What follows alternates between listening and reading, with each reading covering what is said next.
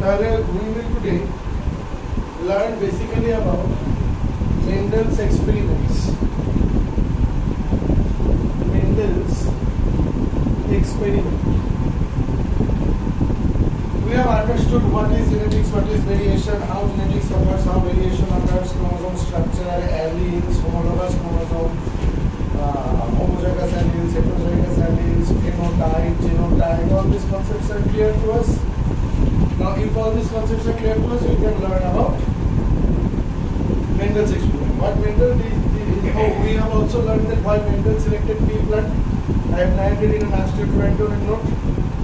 Now we will look at the ongoing video. Okay, sometimes it can stop now. Moving on. So you see,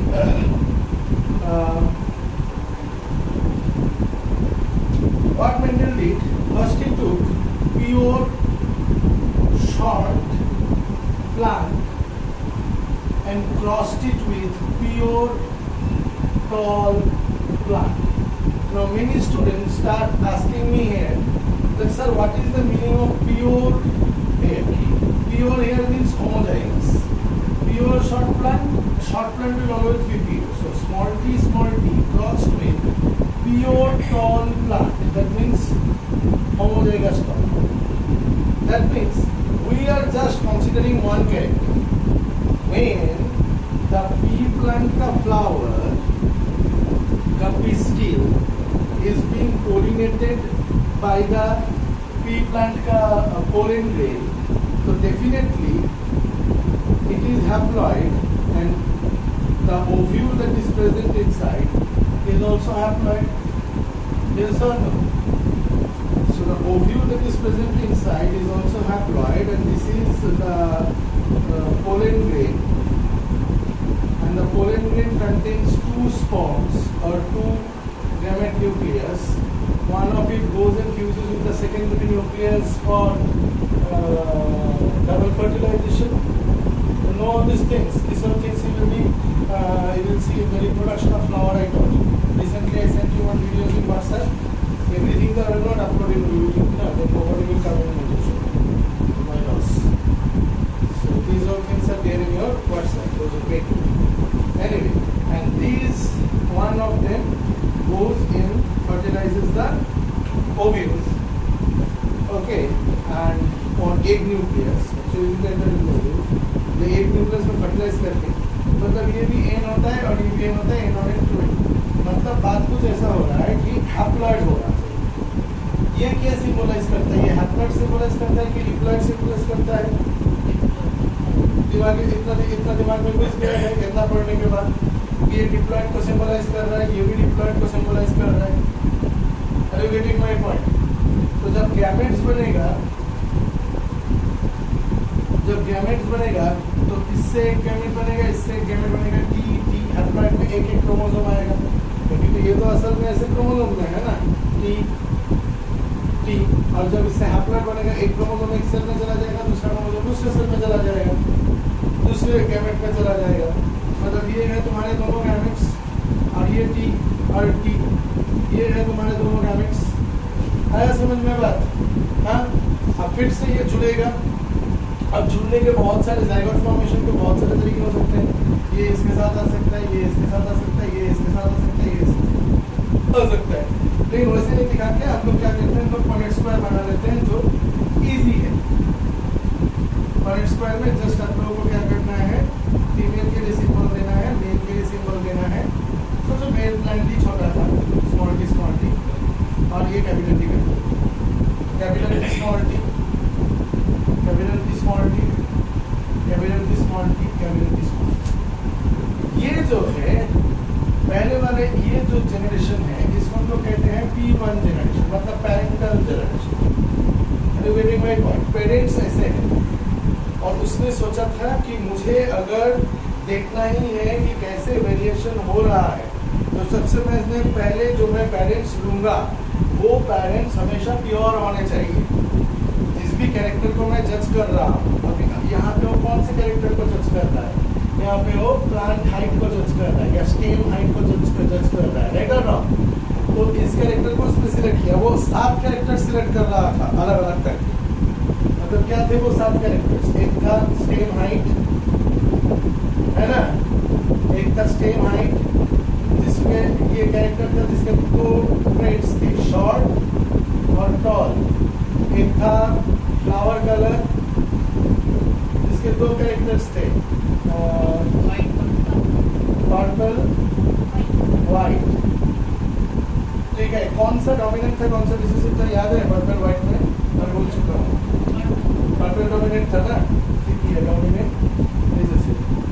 अच्छा, फिर था seed shape, round, wrinkled. ठीक है, फिर था seed pot colour. Pot colour मतलब जो छिलका होता है ना उसका colour, green, yellow. Sure 100%? Yellow, green, फिर और क्या था? 4 तो यही हो गए। और क्या था? और क्या था? बोलो, कुछ बताओ, बुक देख के बताओ ना। स्टेम हाइट, फ्लावर का फ्लावर शेप, पॉट कलर और शायद था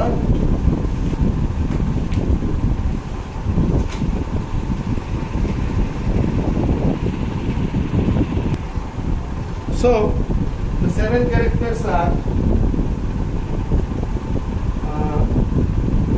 so stem height, short is dominant, tall is recessive, tall is dominant, short is recessive, flower color, purple is dominant, white is recessive, seed color, one more thing, there is seed color, seed shape is there, seed color, seed color, yellow is dominant and green is recessive, and seed color, flower position, why I am writing all these 17? Axial and terminal, stem length to I wrote, so 1, 2, 3, 4, 5, 6, what I missed? Pod color I wrote, pod shape, pod shape, inflated and constricted.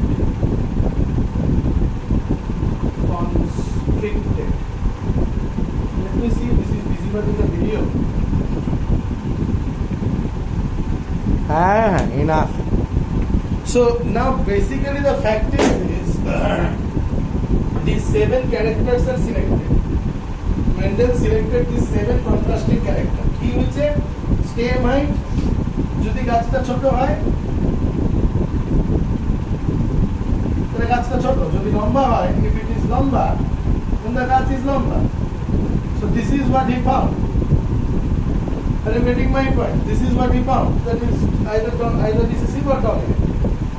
Then in case of flower color, he found that the flower is nothing like a flower. Anyway, the flower is either white, either it is white or it is purple. It is nothing like purple anyway. White or purple. Then seed shape is either round or it is wrinkled. Pod color is yellow. This is the pod.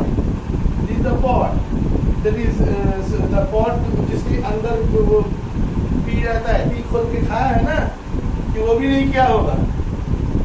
P का pod colour जो है, जो छिलका होता है P का, वो pod colour अगर येलो होता है या फिर ग्रीन होता है। अब मैं कैसे ग्रीन और येलो बताऊँ?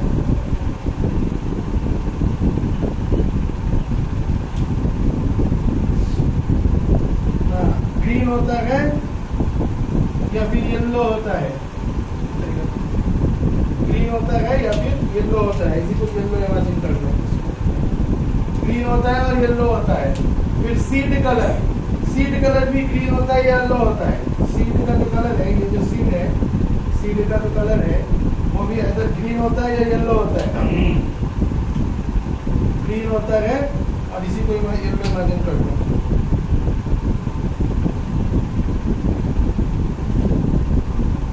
ग्रीन होता है या येलो होता है। फ्लावर पोजीशन आइदर इधर पे टर्मिनल होता है या फिर इधर पे एक्सियल होता है। Are you getting my point?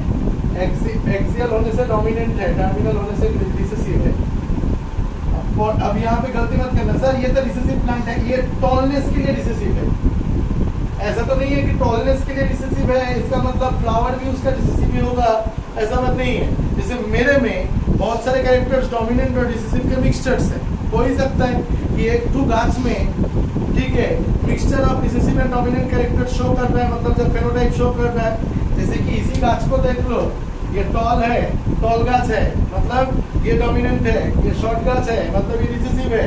तो इसी में दूसरा कैरेक्टर का जो ट्रेट्स होता है, मतलब ये जो टर्मिनल फ्लावर हुआ है, टर्मिनल मतलब रिसेसिव है ना, और जो एक्सियल फ्लावर हुआ है, एक्सियल मतलब डोमिनेंट हो ही सकता है, वो तो दूसरा कैरेक्टर है, उसमें क्या दिक्कत है?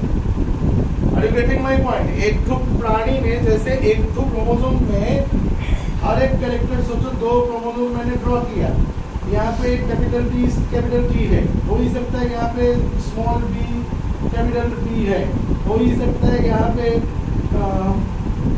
कैपिटल ए स्मॉल बी हो सकता है। तो इस क्रोमोसोम को देखो, ये पूरी सारा जीन्स डोमिनेंट करके रहना है? नहीं। ये पूरी सारा जीन्स रिसेसिव करके रहना है? नहीं। Are you getting my point? तो इस वजह से हो ही सकता है कि अलग एक ही प्राणी में, एक ही इंसान में, या एक ही प्लांट में, या एक ही सुअर में, एक ही टाइगर में, एक ही सांप में, एक ही प्राणी में डोमिनेंट और रिसेसिव का मिक्सचर हो सकता है उसका फेनोटाइप। फेनोटाइप मतलब वो जिससे बना हुआ है, जैसा वो दिखने में। इज दिस क्लियर हो रहा है? क्लियर जैसा वो एक्सप्रेस हो रहा है। और एक बार हाँ, जैसा वो एक्सप्रेस हो रहा है। Is this clear to you? समझा पाया मैं अपने पॉइंट को? क्या बिल्कुल समझा पाया मैं अपने पॉइंट को? तो ये हो गया flower position. Pot shape, inflated constricted. Inflated pot shape मतलब ऐसे फूला हुआ प्लॉट शेप, और कॉन्स्ट्रिक्टेड मतलब ऐसे गिरगिरा पॉट शेप जिसके अंदर बी रहता है, ऐसे ऐसे ऐसे बी रहता है, प्लेसेंटेशन कहते हैं उसको। Are you getting my point? Is this clear to you? P तो सीड सी होता है ना, सीड का arrangement inside the ovule is known as placentation. उसी तरह इस चीज को भी प्लेसेंटेशन ही कहते हैं। तो वो सब सीखोगे, सीखोगे। तो ये हो गया कॉन्ट्रास्टिंग डोमिनेंट एंड रिसेसिव। अब मेंडल जब अपना एक्सपेरिमेंट करने लगा तो मेंडल सोचा कि मैं पहले मोनोहाइब्रिड क्रॉस करूंगा। वे I will do monohybrid cross.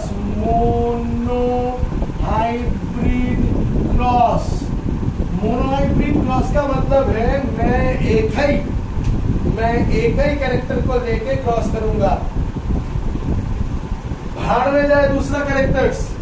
जब वो सच में क्रॉस कराएगा तो क्या करेगा? एक प्लांट का पोलन लेके दूसरे प्लांट के पिस्टिल में डाल देगा। यस और नो? एग्री और नॉट? तो वहां पे क्या होगा? पोलन में तो सारे क्रोमोसोम्स है, पिस्टिल में तो सारे क्रोमोसोम्स है, सॉरी ओव्यूल में तो सारे क्रोमोसोम्स है, लेकिन हाफ हाफ करके है। तो ये मीट हो जाएगा तो सीड फॉर्मेशन होगा, तो वो सीड को काट दोगे तो पूरा प्लांट ही निकलेगा।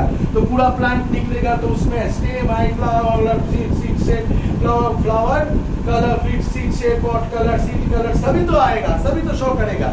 लेकिन वो बोला कि मैं दूसरी चीजों को नोटिस नहीं करूंगा क्योंकि इधर उधर हो रहा है, हो ही तो रहा है। देखना मेरे एग्जांपल में भी इधर उधर हो रहा है। वो बोला कि मैं एक ही टाइम में एट अ टाइम मैं एक ही कैरेक्टर को चेक करूंगा और देखूंगा कि वो एक ही कैरेक्टर को क्रॉस का चेक करने को कहते हैं मोनोहाइब्रिड क्रॉस।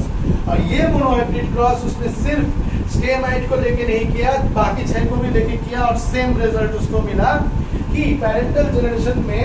इतना तक समझ में आया? जैसे कि सोच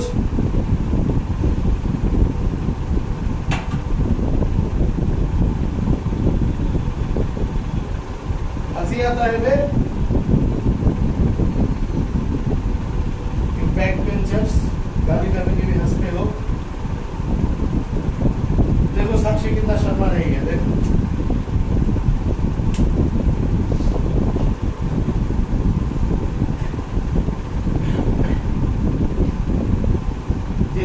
ये तो विजुअलाइजेशन हो गया ना, इसको मिटा देता हूँ, मुझे जगह चाहिए। अब देख वे लुल्ले, ओए लुल्ले देख, तो ये तेरा ये है। अब सोच, ये हो गया तेरा पेरेंटल जनरेशन। पेरेंटल जनरेशन में याद रखना है कि प्योर से प्योर रिसेसिव के साथ प्योर डोमिनेंट को क्रॉस कराना है। प्योर रिसेसिव के साथ किसको क्रॉस कराना है?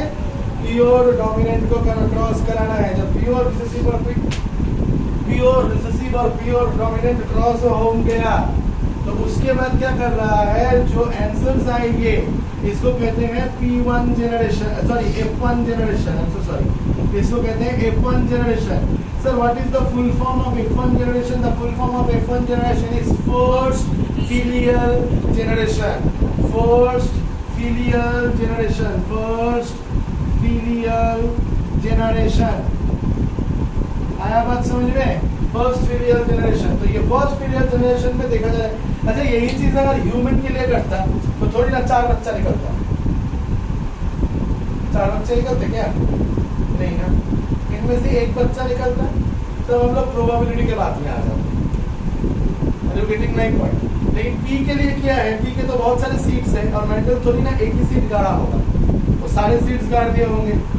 तो इसीलिए उसने नोटिस किया कि जितने भी प्लांट्स उसने गाड़े हैं सारे के सारे, सोच कि वो 1000 प्लांट्स गाड़े थे, तो सारे के सारे 1000 स्टॉल निकले और उसका दिमाग बौड़ा गया। अबे मैंने शॉर्ट को टॉल के साथ क्रॉस कराया और सारे के सारे 1000 प्लांट्स टॉल आए, तो शॉर्ट कहाँ गया?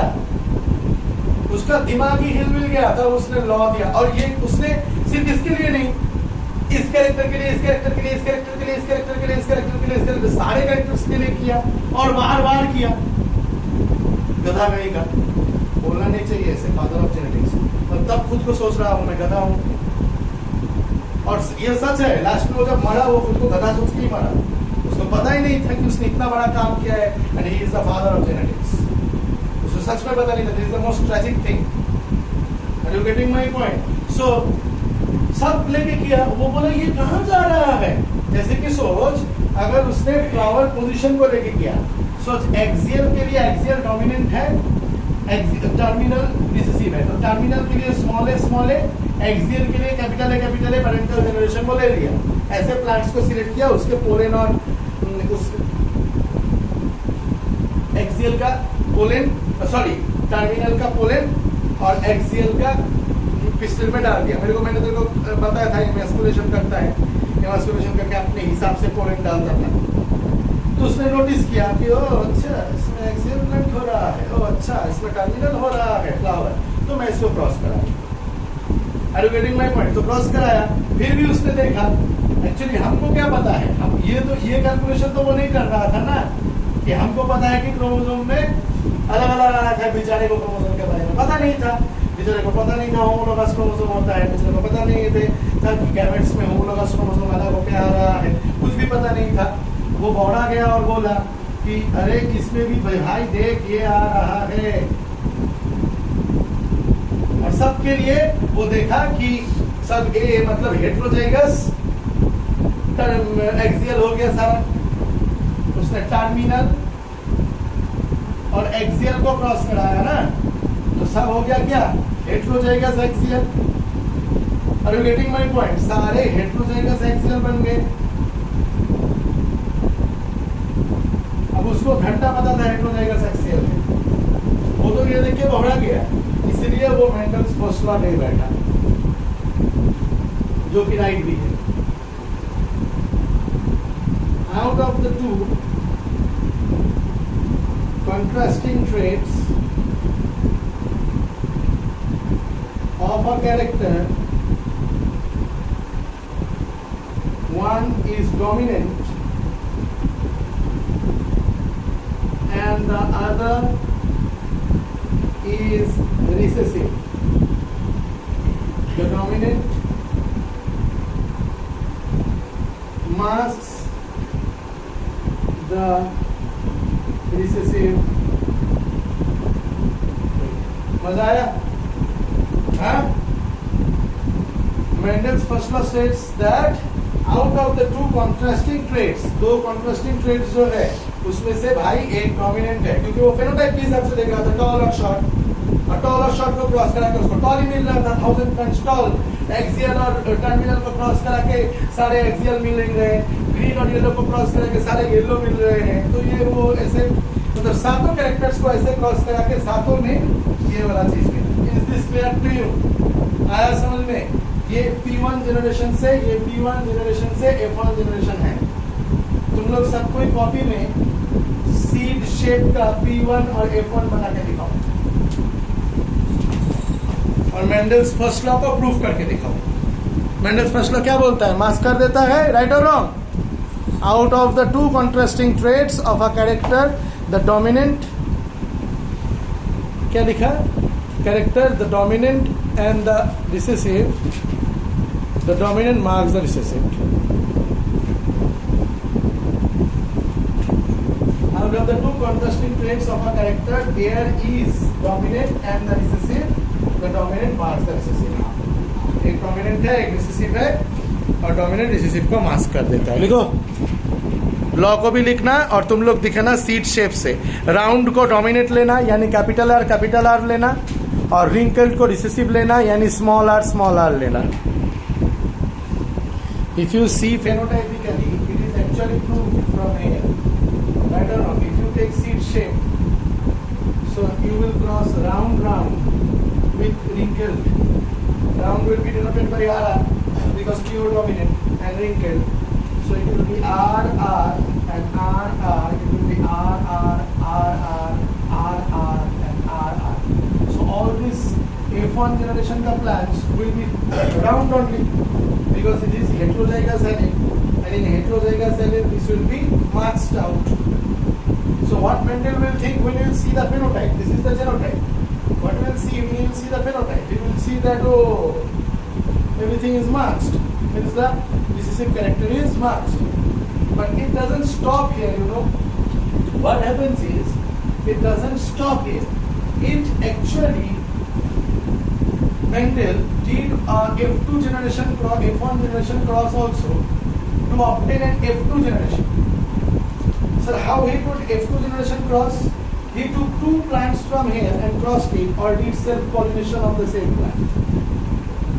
Means capital T small t crossed with capital T small t. Means tall plant जो मिले थे result में. Are you getting my point?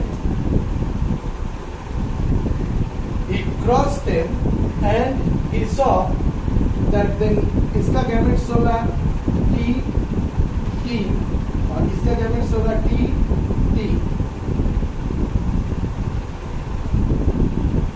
and T T will come together, T T will come together, T T will come together, and T T will come together.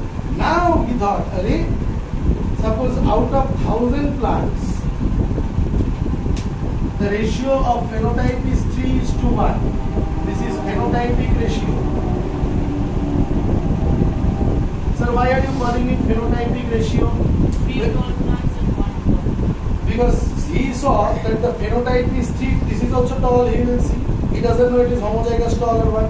This is also tall, he saw. He doesn't know it is homozygous tall or what. This is also tall, he saw. He doesn't know it is heterozygous tall or not. But this one he saw short. So out of 1000 plants, 975 plants were tall and 325 plants were short. That is 3:1 ratio. Are you getting my point? So he saw that okay, actually the dominant, the recessive trait did not get lost. The recessive trait was there. Are you getting my point? And it occurred in the second filial generation. Now is माथा ठनकाएं, अरे मैंने तो Mendel's first law दे दिया कि the recessive one gets marked by seeing these phenotypes. 1000 के 1000 ही toll थे।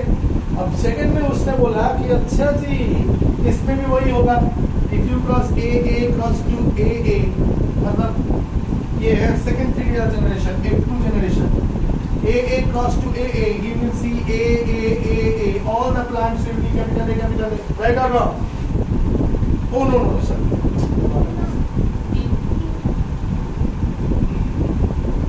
AA means A. So A and AA.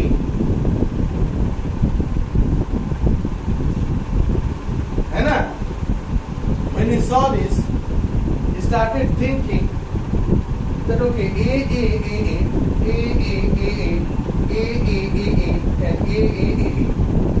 He started thinking, oh अच्छा जी, तो ये बात है.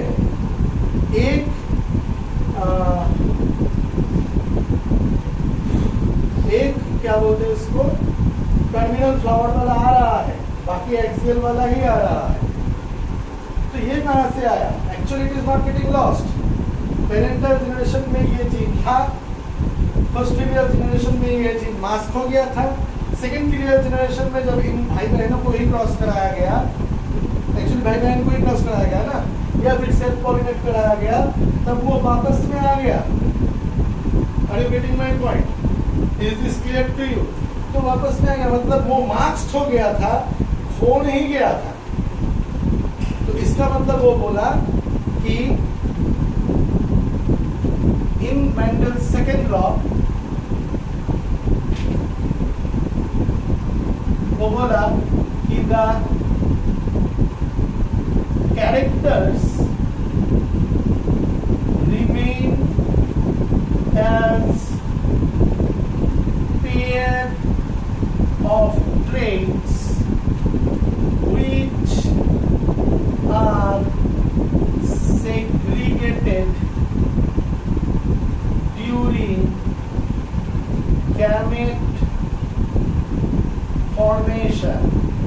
अगर ऐसा नहीं होता, अगर गैमेट फॉर्मेशन के वक्त ये दोनों सेग्रीगेट नहीं हो जाता, गैमेट फॉर्मेशन के वक्त ये दोनों सेग्रीगेट नहीं हो जाता, तो घंटा ये और ये एक साथ आता कभी. तो इसीलिए वो है मेंडल सेकेंड लॉ. तो मेरे को एक सिंपल सी बात बताओ, Mendel's first law monohybrid cross से प्रूव होता है, मेंडल सेकेंड लॉ भी मोनोहाइब्रिड क्रॉस से ही प्रूव होता है. क्रॉस में क्या होता है? F1 जनरेशन होता है, सॉरी P1 जनरेशन होता है, जिसमें P और क्रॉस करा देते हो. फिर F1 जनरेशन होता है, जो F1 जनरेशन P1 जनरेशन का रिजल्ट है, जिसमें से हम लोग लॉ, मेंडल्स का लॉ सीखते हैं कि one of them is dominant, one of them is recessive, and the recessive is the marked by the dominant trait. And उसके बाद एक F2 जनरेशन होता है, जो F1 जनरेशन के बच्चों को क्रॉस करके मिला जाता है, and we get a 3:1 phenotypic ratio. We get a 3:1 phenotypic ratio, जिसमें हम लोग क्या बताते हैं? हाँ, 3 डोमिनेंट है, 1 रिसेसिव है, मतलब फेनोटाइप में.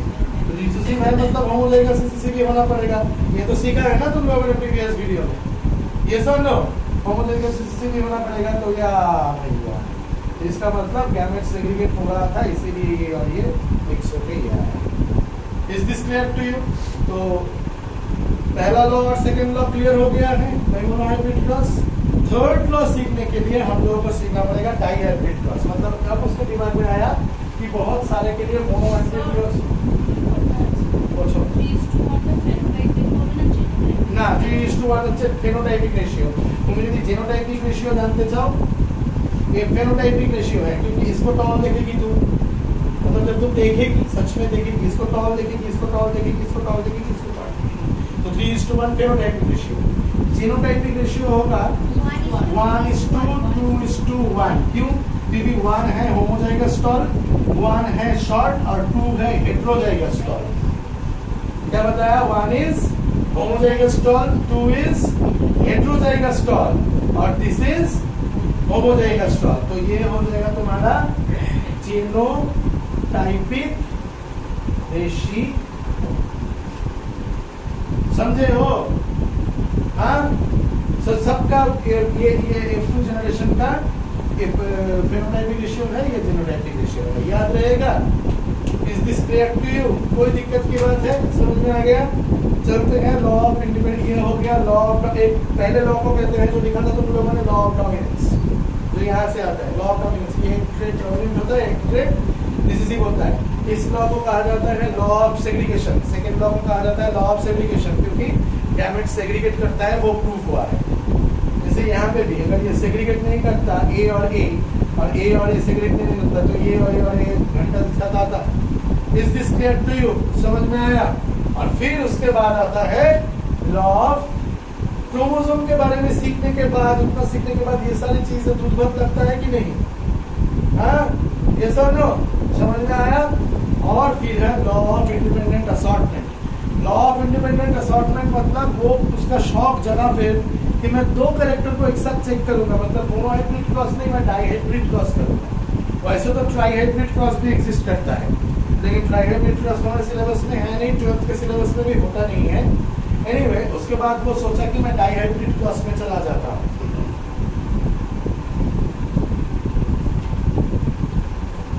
डाइहाइब्रिड क्रॉस के लिए उसने क्या किया, यही समझना थोड़ा सा डिफिकल्ट हो जाता है। डिफिकल्ट नहीं होता है, अगर मन लगा के सोचोगे तो डिफिकल्ट नहीं होगा।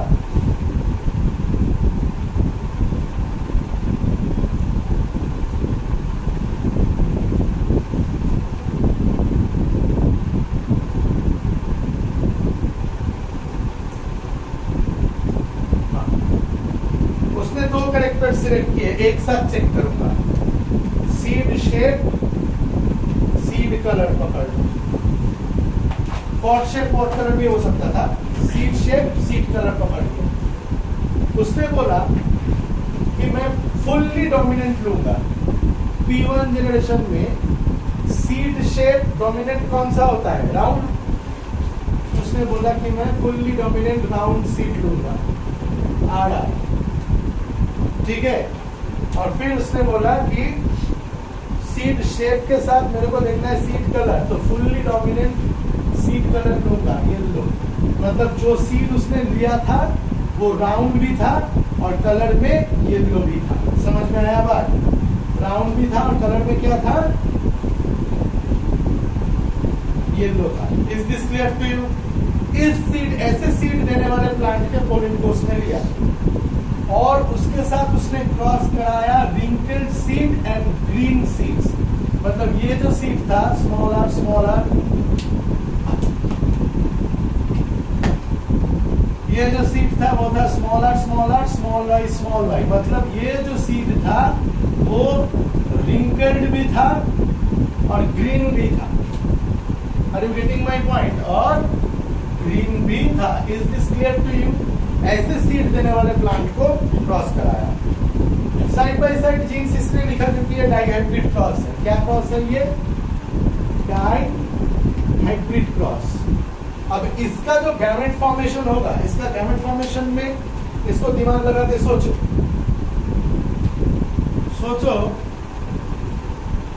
आर यहाँ पे था, आर यहाँ पे था और एक क्रोमोसोम में वाई यहाँ पे था, वाई यहाँ पे था। तो जब इसका गैमेट्स फॉर्मेशन होगा, आर आएगा और इन दोनों में से एक वाई आएगा, इन दोनों में से आर आएगा और इन दोनों में से वाई आएगा। एम आई राइट और रॉन्ग?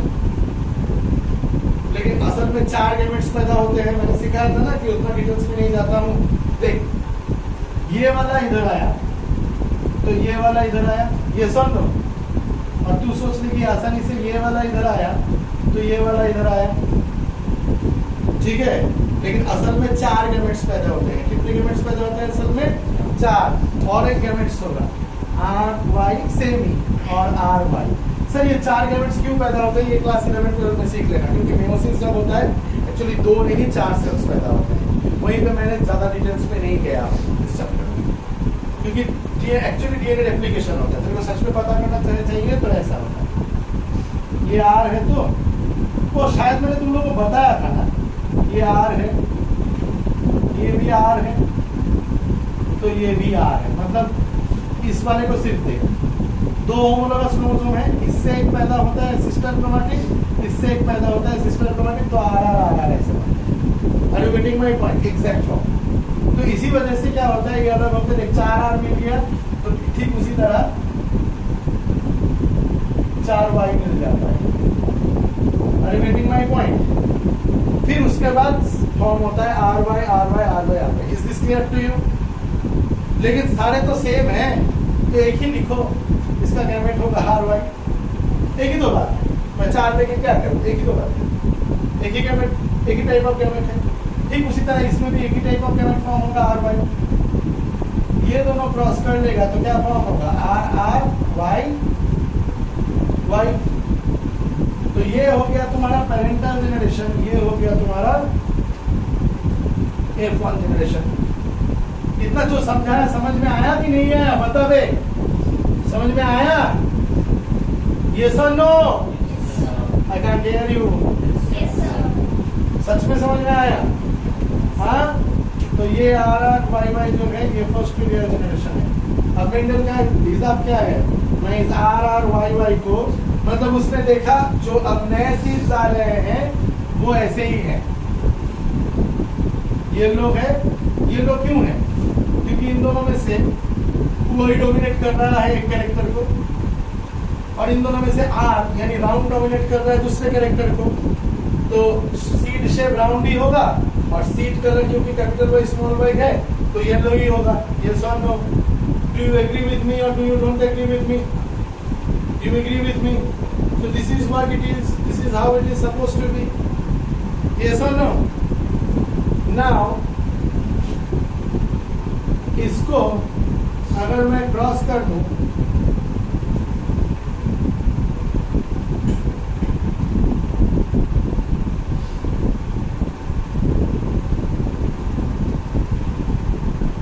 इसके साथ, अब इसके गैमेट्स देखने लायक होते हैं। ठीक है, देख, ये आर ये वाई के साथ आ सकता है, कैपिटल वाई के साथ, तो क्रोमोसोम हिसाब से सोच। और ये आर ये स्मॉल वाई के साथ आ सकता है, ये स्मॉल आर कैपिटल वाई के साथ आ सकता है, ये स्मॉल आर कैपिटल वाई के साथ आ सकता है। सही बोल रहा हूँ, गलत बोल रहा हूँ?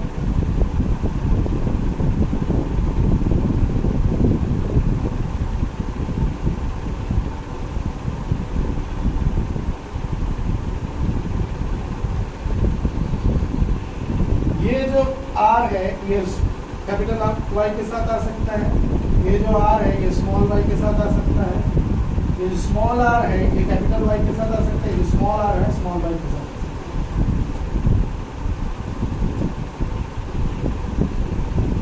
सही बोल रहा हूँ, गलत बोल रहा हूँ? सही बोल दिया मैंने, राइट और रॉन्ग? और इसके पीछे डीप साइंस है जो क्लास 11th में या 12th में समझ में आएगा अच्छे से। ठीक है, क्यों ऐसे 4 टाइप्स ऑफ गैमेट्स फॉर्म है?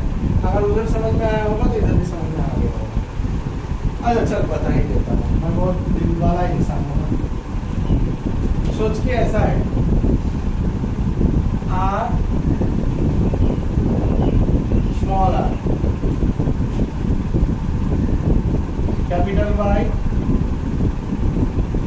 Small Y. तो अगर इनको अगर अलग करूंगा, मतलब सबसे पहले तो इनका रेप्लिकेशन होगा, अगर ऐसा बनेगा capital R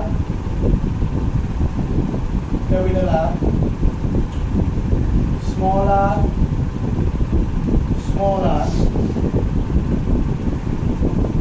capital Y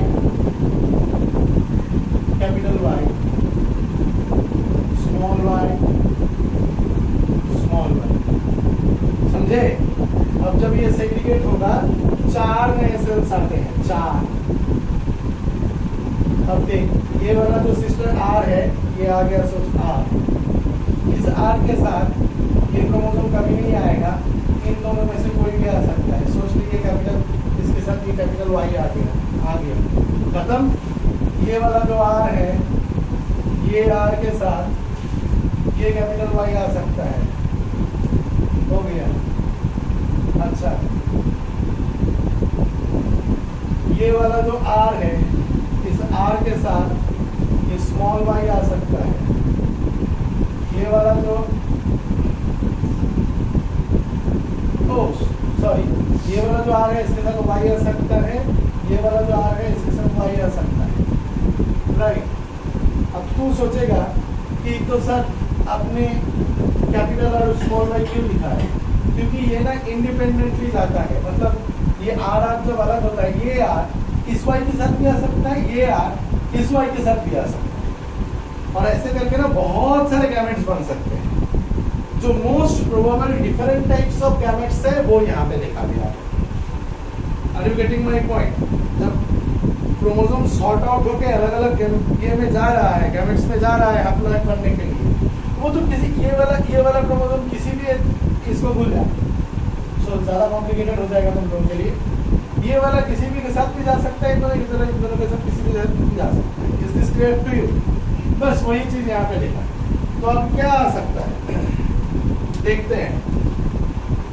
capital R capital R capital Y capital Y, capital R capital R capital Y small Y, capital R small R capital Y capital Y, capital R small R capital Y small Y, capital R capital R capital Y small Y, capital R small Y small Y, capital R small R capital Y small Y, capital R small r small y small y, capital R small r capital Y capital Y, capital R small r capital Y small y, small r capital Y capital Y, small r capital Y small y, capital R small r capital Y small y, capital R small r small y small y, small r capital Y small y, small r capital small y small. Correct? अब देखते हो कौन क्या है। ये क्या है? Round and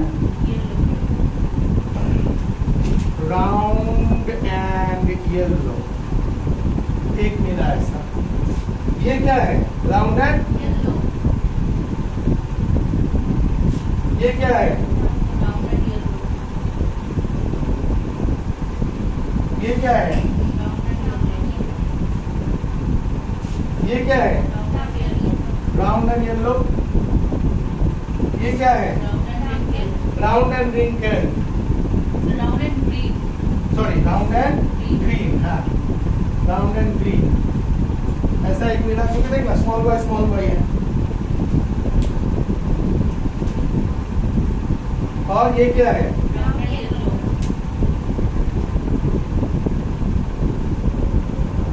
ये क्या है?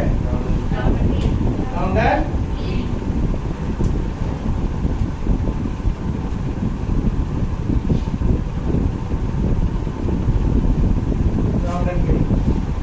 कौन सा है? Round and green.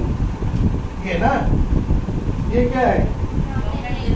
अरे यार, राउंड एंड येलो ही आते जा रहा है, दूसरा भी आएगा कि नहीं आएगा? और ये क्या है? राउंड एंड क्या है? ये क्या है? Round and yellow. Round yellow है ना, round and yellow. Wrinkle and yellow भी मिल गया बाबू। Wrinkle and yellow, wrinkle and yellow है ना। तो ये है रिंकल एंड येलो तुम्हारे लिए, है ना। ये क्या है? अरे बाप, 1+1 है ना। ये क्या है? फिर से राउंड एंड येलो। बड़ा गए हो क्या? राउंड एंड, हाँ राउंड एंड येलो ही है।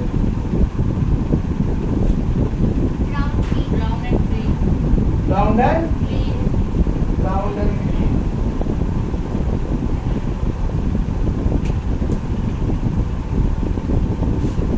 राउंड एंड ग्रीन को कैसे मार्क करा था ना? ब्लैक से ना। हाँ, फिर रिंकल एंड श्योर। और ये क्या है? Wrinkle and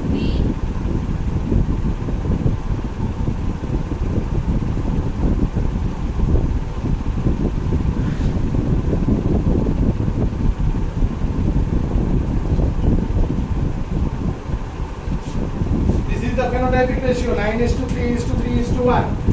9 plants are such, or 900 plants are such. Suppose he brewed 1000 कोई भी, ठीक है. Suppose 9 multiple का plants are such. Suppose he brewed 10 का plants. ना 9 3 12 suppose 1600 plants he.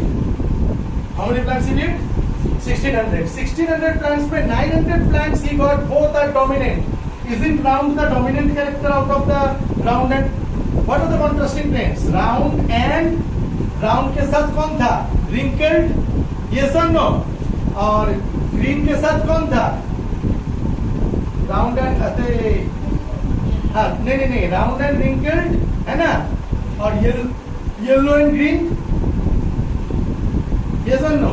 उसने राउंड और येलो प्लांट लिया था, रिंकल्ड एंड ग्रीन प्लांट लिया था, राइट और रॉन्ग? अब राउंड एंड येलो, मतलब राउंड और येलो दोनों डोमिनेंट ट्रेट ऐसे 9 आ रहे हैं. ये डोमिनेंट है, ये रिसेसिव है, ये डोमिनेंट है, ये रिसेसिव है कि नहीं? दोनों डोमिनेंट एक साथ 9 ऐसे आ रहे हैं कि दोनों डोमिनेंट, चाहे वो हेटेरोजाइगस हो, होमोजाइगस हो. लाल गोल किया हुआ चीजों को देखो, कोई जगह में दोनों डोमिनेंट होमोजाइगस है, कोई में एक डोमिनेंट होमोजाइगस है, एक रिसेसिव है, रिसेसिव हेटेरोजाइगस है, होमोजाइगस है, फर्क नहीं पड़ता. एक्चुअली यहाँ का जो जीनोटाइपिक रेशियो है वो तुम्हारे सिलेबस में है नहीं, क्योंकि थोड़ा सा टफ हो जाता है. जो जीनोटाइपिक रेशियो इसका लिखा जा सकता है, ऐसा नहीं लिखा नहीं जा सकता, लिखा जा सकता है, लेकिन उतना कॉम्प्लिकेटेड मैं करूंगा नहीं. तो ये हो गया तुम्हारा क्या, ये जो रेड गोल किया हुआ है सारा, वो तुम्हारा है राउंड एंड येलो, मतलब दोनों dominant characters. Round and green, जिसमें से राउंड डोमिनेंट कैरेक्टर है और ग्रीन रिसेसिव कैरेक्टर है. राउंड एंड रिंकल्ड में से राउंड डोमिनेंट कैरेक्टर है और ग्रीन और येलो में से ग्रीन रिसेसिव कैरेक्टर है. तो ऐसे सीड्स मिल रहे हैं जो कि राउंड है लेकिन ग्रीन है. वे ऐसे सीड्स हमने लिए थे, ग्रीन रिंकल लिए थे, येलो राउंड लिए थे. राउंड भी होगा और ग्रीन भी होगा, ऐसा लिया था. तो एक डोमिनेंट एक रिसेसिव, ऐसे 3 आ रहे हैं.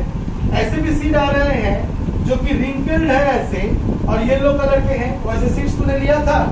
नहीं लिया था, फिर भी वो भी आ रहा है, मतलब एक डोमिनेंट एक रिसेसिव, और दोनों रिसेसिव रिंकल्ड और ग्रीन. बेचारा रिंकल्ड भी है, ग्रीन भी है, दोनों रिसेसिव है, ऐसे एक आ रहा है.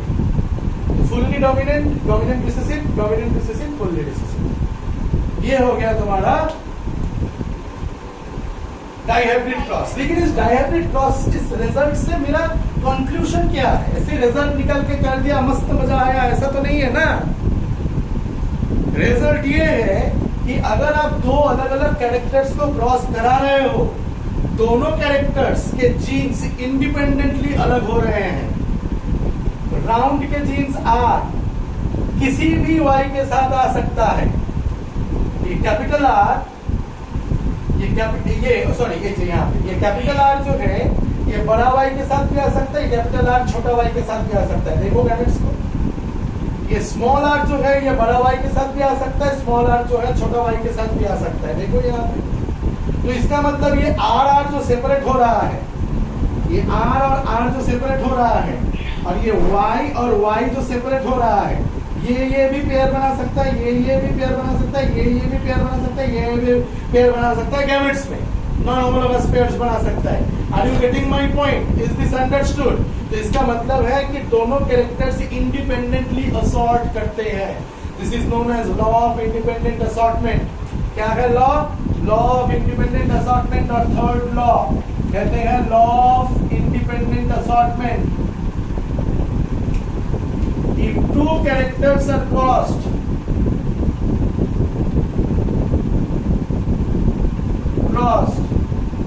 then each of the recessive and dominant trait of either of the characters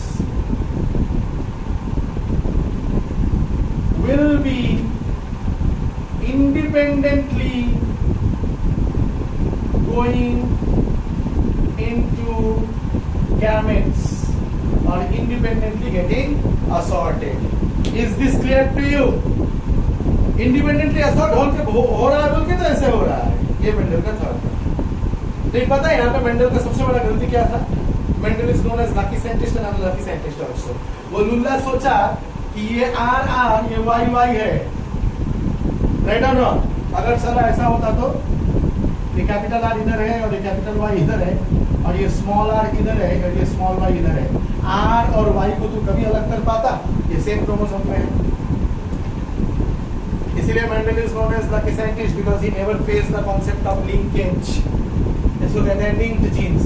ये आर मतलब the gene of round, gene of seed shape, and yellow मतलब gene of seed colour are linked, is in the same chromosome. How can they be separated out?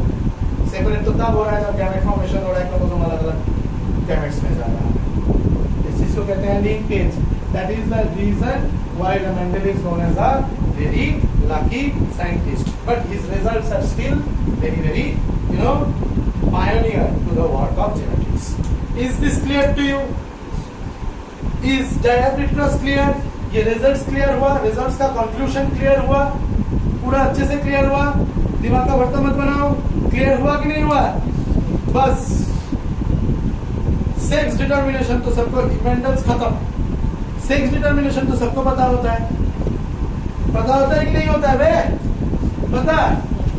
Sex determination सबको पता होता है कि नहीं? हम लोगों को कहा जाता है कि मेल हेटेरोगैमेटी, क्योंकि हम लोग 44 प्लस XY है, इसलिए हम लोग हेटेरोगैमस है। क्वेश्चन पूछता है बोर्ड में, what is the difference between the constitution of chromosome in males and females? बताना है कि मेल्स में different types of sex chromosomes है। Crossed with a female 44 plus XX। अब खाली ये XY अलग हो जाएगा और XX अलग हो जाएगा, X और X एक साथ आएगा, X और X एक साथ आएगा, X और Y और X साथ रहेगा, XY।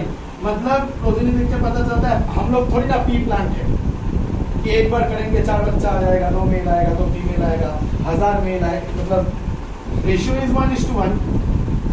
ठीक है, 1000 बच्चा किए, 500 मेल आए, 500 फीमेल आए, 500 मेल आए, ऐसे तो थोड़ी ना होता है।